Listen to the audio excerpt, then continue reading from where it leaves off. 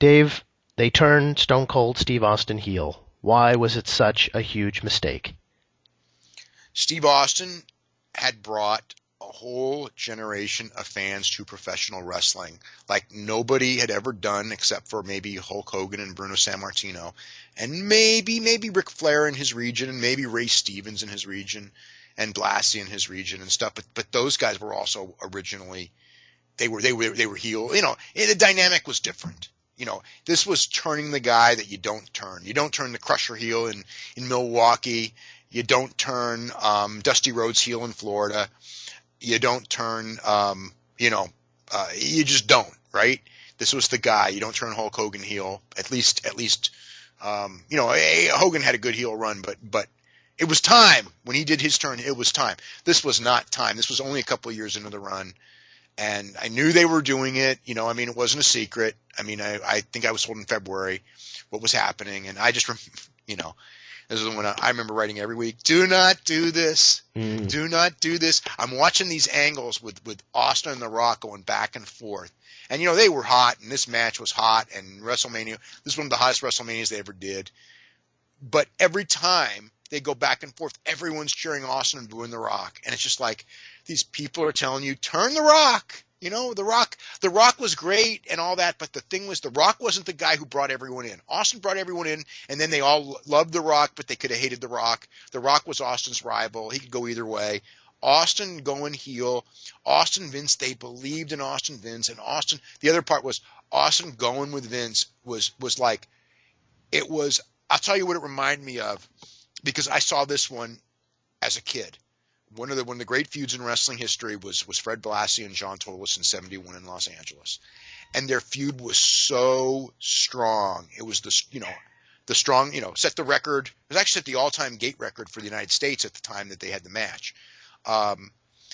And then John Tolos went and turned babyface, and that wasn't so bad. I mean, John Tolos was a much better heel than a babyface. John Tolos had told me later in life that him turning was absolutely stupid. This was the same thing Austin said as well.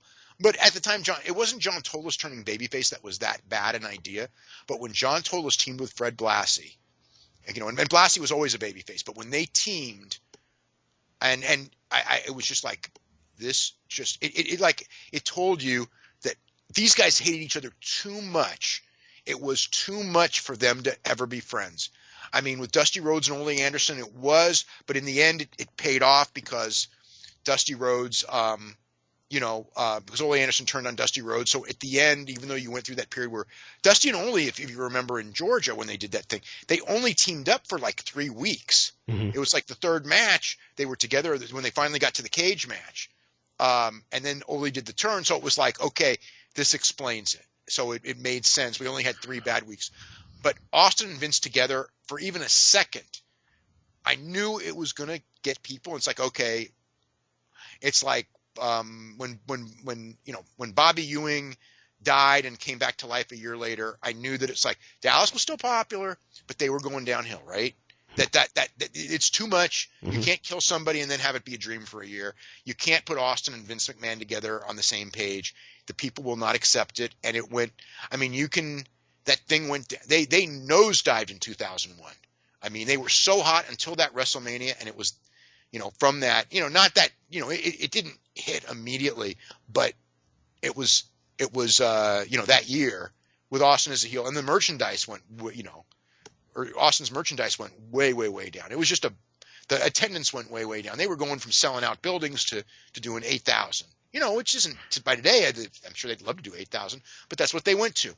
And the bloom was off the rose, and they never ever, as far as there were bigger WrestleManias than 2001, but wrestling was never again as hot as it was that day when he did that turn and he did that and he went with Vince. And Dave, it seemed like they kind of had learned their lesson when it came to the Invasion show, because they turned him back face, and they had that great, incredible reaction in I think it was in Providence. Well, the people were begging for it from day one, though. I mean, I remember every time he came out, they cheered him. The only time I mean, it was like, and it was also stupid to turn him in Texas anyway. That, Right. but it would have been stupid. You know what? It would have been stupid anywhere, but that only made it worse. I think, I mean, they had him, get juice on JR, I mean, they were going to desperate measures, and even then, the people still wanted to cheer him. Yeah. And then, my question though is that whose idea was this? Who thought this was a good idea? It was Steve's idea. Really? Steve thought that he had gone as far as he could go as a babyface, and figured, the analogy of the hotter the babyface, the hotter the heel. And then, like that type of a thing. And he just thought he would be this incredible heel, and it would be fresh because he'd been a babyface for 3 years, and it was just time. He felt that his babyface thing was starting to flatten, and it was. Mm-hmm. He was right. I mean, I felt that the babyface thing had, I think that he had peaked a couple of months before WrestleMania, although the WrestleMania match itself, because it was him and The Rock, and it was kind of this showdown of the two guys, I felt that, going in, I had felt probably 4 to 5 months before that the big giant boom period of wrestling was now over. Not that wrestling wasn't popular, but it had hit its peak and it was on its way down. But I knew that Austin and Rock were going to hit Mania, and my feel was, it was because somebody told me, actually, who's a freaking genius guy in wrestling, whose name I'm not going to mention because he's still in wrestling. But it wasn't Vince, but anyway, and he said, he told me, we were going like, I can feel it, it's going down, and then he said like, but WrestleMania 17 is going to be the biggest night ever because Austin and The Rock at WrestleMania with WrestleMania is going to be gigantic. And then the ticket sales, I mean, they sold out that freaking building. The first day tickets were put on sale in seconds, and then every time they added more tickets, whatever, it kept going. And I mean, there were more people in the Pontiac Silverdome than in the Astrodome. However, because people go, well, nothing could have done that. No. If they had a 100,000 seat stadium in Houston, Texas for that WrestleMania, they would have sold that out and immediately. That's how big wrestling was. This was the final hurrah. Because they sold it out so far in advance, and they had high ticket prices. It was the biggest gate they ever did. They up to that point in time. That was going to be it, but it was also like that was going to be the hurrah. And I think part of it also was WCW was going down, and then the invasion thing ended up being a complete botched thing. I mean, they actually had a great year in 2001 because of the invasion, and that invasion pay-per-view was such a huge success. And Survivor Series with the blow-off. It wasn't as big as it should have been, but it was still bigger than any Survivor Series. So they did have a big year in 2001 on certain pay-per-views and everything, but the rank and file business was down. The bloom was off the rose. Austin turned back. Austin was always strong as a babyface coming back, but he was never as strong as he was because of the turn. The turn hurt him, and then the fallout with Vince hurt him as well. Let me ask you this, Dave. How should WrestleMania 17 have ended? It should have ended with Steve Austin winning, with The Rock going heel. And I guess Austin would have worked with Triple H as a heel.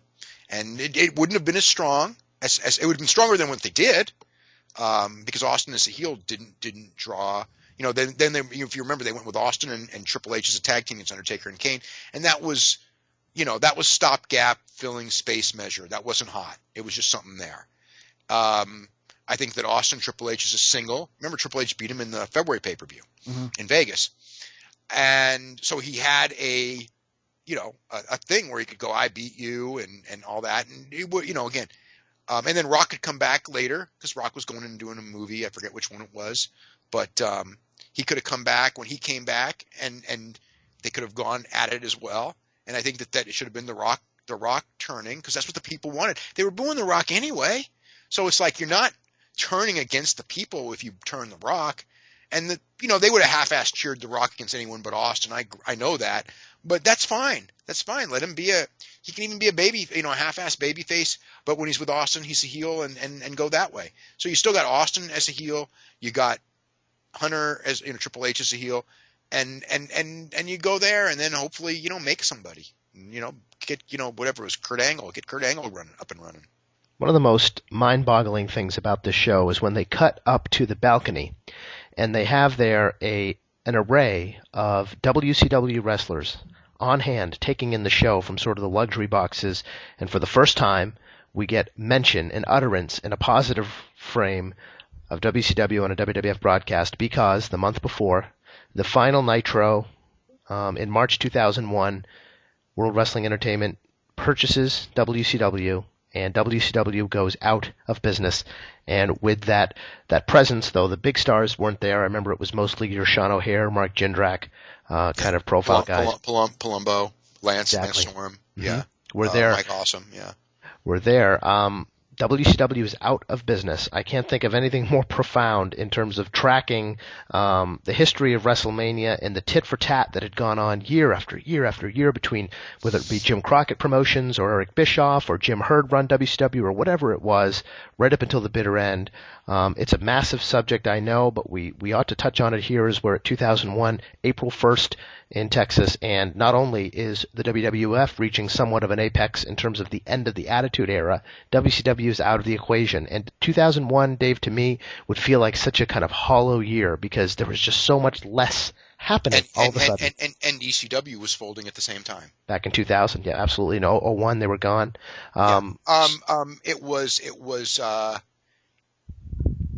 when it happened. I mean, I honest to God, I thought that, again, not that wrestling would go away, but I thought that when this was happening, I thought by 2003, I mean, wrestling went down. I thought it was going to go down even more than it did. And it went down a lot, over the next couple of years. But I just felt that it was that competition that was making it so strong. And without that competition, and the Austin Rock era, Rock was going to the movies. I mean, it was inevitable that was happening. And Austin was having his injuries, and Austin, I knew where they were going with Austin, and I knew that I knew it was going to hurt. And I just thought that, we'll get a couple of big years, and then, and we didn't even get a couple of big years. We got one pretty crappy year and then a bunch of bad years. But it didn't go down as far as I expected, but it did go down. And the death of WCW was, in my opinion, the single worst thing that ever happened to this business. It never recovered from it. I don't know if it ever will, because you can never create that dynamic of that other major league company. I mean, TNA never got anywhere. They never, the other major league company, for the guys, there was nobody to play off going back and forth. Turner was still, I mean, look, they had 2 primetime shows a week. The ratings were down, but, by down ratings, we're still talking about 2s. There actually were going head to head with Raw on Monday. They were doing numbers, that are lower than Raw, but not appreciably lower than Raw's doing right now, a little bit lower. And Raw has no competition right now. So it was the worst thing for the guys. It cost people, the jobs, the excitement of the business, everything. I mean, I remember that whole period where Bischoff was struggling trying to get that TV deal with like just a couple of days to work with when Jamie Kellner canceled. When Jamie Kellner canceled, it was like, oh my God. I mean, I was thinking. Jimmy Kellner, by the way, is an executive at Time Warner. Right, when he canceled the programming. I mean, I was going like, honestly, that day, I was going from, I'm making a hell of a living doing what I'm doing. And the day he canceled, I'm going like, oh my God, I got 3 years. And I got to figure out what I'm going to do after wrestling loses its popularity. I'm done. I mean, I was, my newsletter is going to, will be strong for a couple more years based on fumes, as will Vince McMahon. But we're all going down to a level that we've never been before. We're going down to the 90s level, essentially, or worse. I just felt that the one company and the whole thing was just going to make the whole thing boring, and it did. But it didn't go down. I mean, wrestling survived, but that day I just remember when that announcement was made, and I was so rooting for Eric Bischoff. Just, God, Eric, make this deal, because I knew if it didn't go, it was being sold to Vince. And I didn't think that Vince could pull it off. I mean, Vince's people were, we're going to make it. We're going to turn WCW around. We know what we're doing. They didn't know what they were doing. And I just had my gut was just they're going to do it. It's going to be like the Hogan Flair thing we talked about, on the last set of things. It's like, it sounds so great. It sounds like the greatest thing ever when Hogan and Flair did that feud in WWF. This is going to be the greatest feud ever. And when it was over, it was like, boy, was that a disappointment. And I just thought that the Invasion was going to be the same way. It's just going to, they just don't know how to think out of the box. The Japanese know how to think out of the box. Vince doesn't know how to do this thing. He just, he had chances in other things. I thought he had a chance with Ken Shamrock, honestly, to do something out of the box that could have been really hot. And, it didn't happen at all. Maybe it couldn't have, but they did it all wrong anyway. But yeah, wrestling never recovered from that. I was just like, God, I was hoping Eric Bischoff would get some TV deal and WCW would at least stay in business. And even if they were secondary, at least a secondary promotion would be jobs for people and a different version of wrestling. So you had different, types of, it just would make the whole scene far more interesting.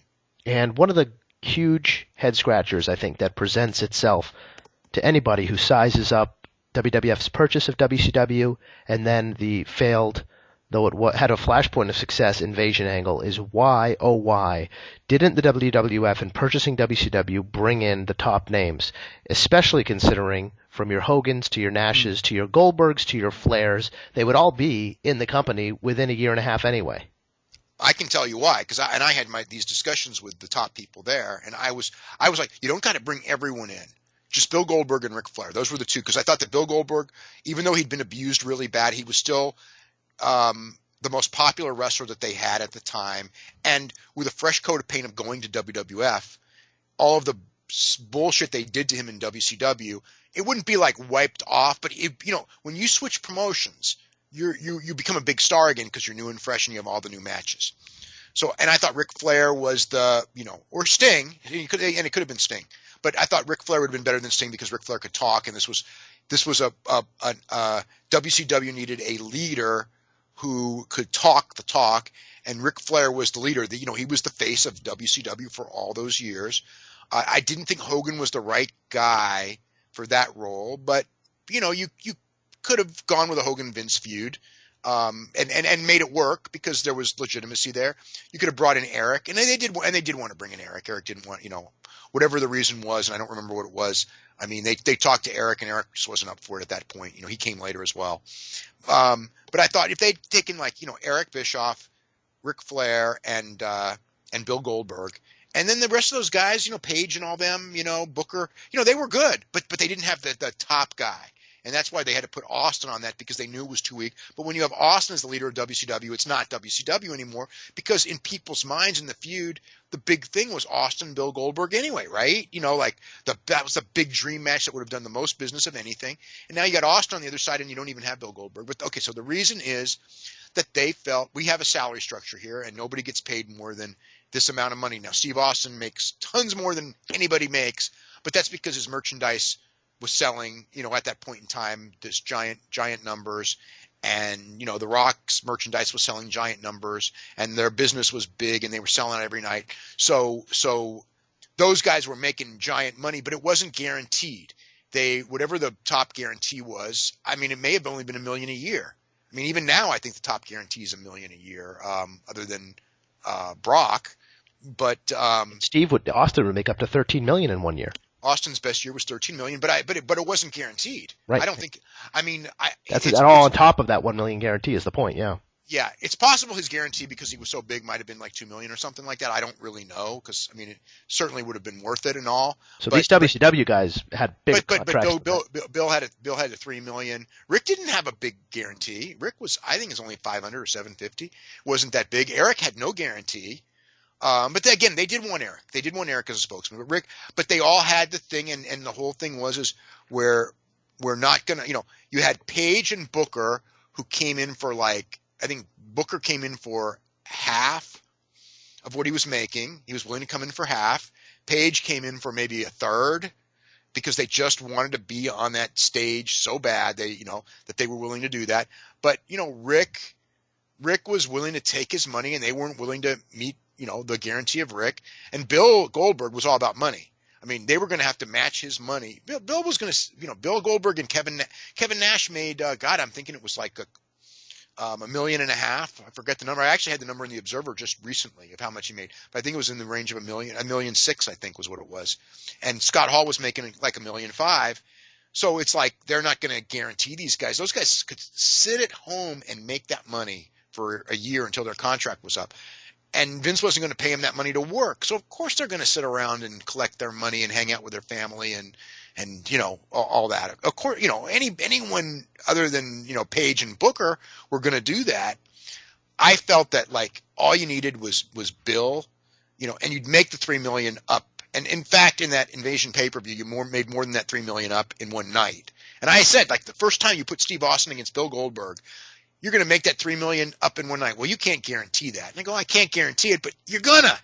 And I, to this day, believe they would have more, because you put some ambiguous WCW versus WWF 10-man tag where Steve Austin's on the WCW side, and you still did 775,000 buys on pay-per-view for a show that, would have normally done 300. That's 475,000 buys extra, which is, I forget what the price was of pay-per-view in that day, maybe $17. I mean, it's 34, so they made 17. So you can do the math and come up with whatever it is, $7 million extra. So you're paying for Bill in one night. Mm-hmm. And my feeling is that if that did 775, if they had done a singles match with Bill Goldberg and Steve Austin, and then the 10-man underneath, I think they would have done $1.1 million. And I might even be low, because that was like the dream match of dream matches. Now but their belief was that we can't guarantee it was going to do that kind of money.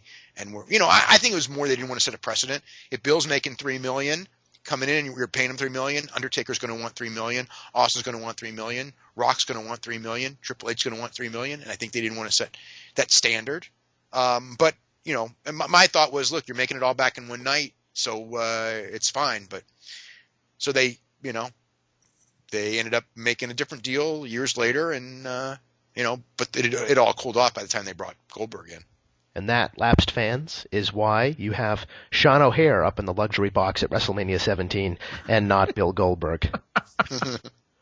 Now, Dave, on this show, on a much lesser note in terms of historical value, there was a gimmick battle royal that I'm sure we all remember.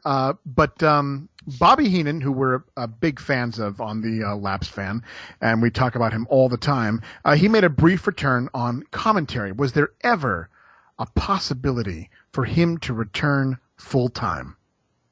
That's up to Vince. He'd have done it in a heartbeat. Yeah.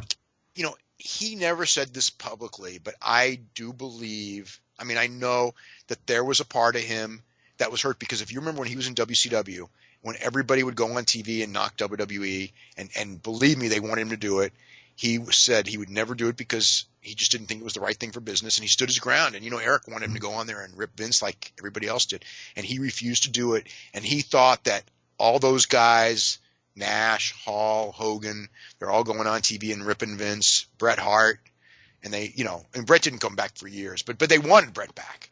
But all of those guys, had ripped Vince, and then Vince took them all back, and then Bobby, who was nice and loyal and all that, and Bobby got his cameo here and there, but he never took him back. And I always would tell people, I go, that's Vince. If he knows he can have you, it's not a challenge. If you rip on him, over and over and over. It's like people today, an example, like somebody was talking to me just today and just goes about, Del Rio should have kept his mouth shut.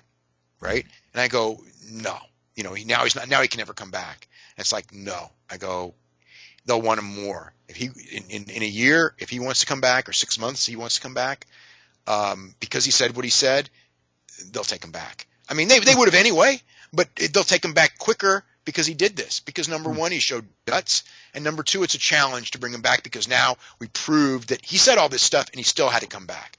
We took, it wasn't like we took him back. It's like he came back after all the stuff he said. We won in the end.